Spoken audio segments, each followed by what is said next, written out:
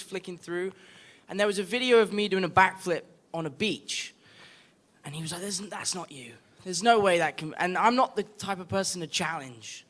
And I was like, well, just watch me. So I stood up, I had these stupid leather boots on, I tried to do a backflip, and just broke my face. And yeah, I remember, I mean, I've been a gymnast since I was a little kid, and it's been years since I haven't really landed one. And I remember hitting my face on the floor going, shit, that didn't happen.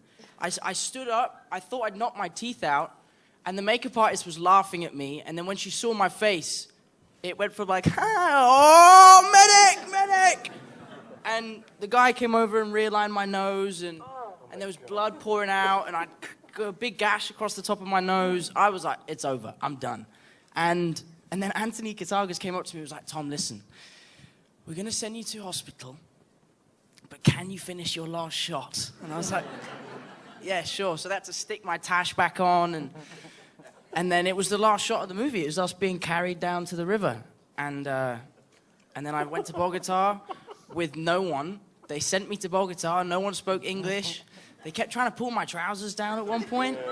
And they were like, I was like, no, it's my nose. It's my nose that's broken.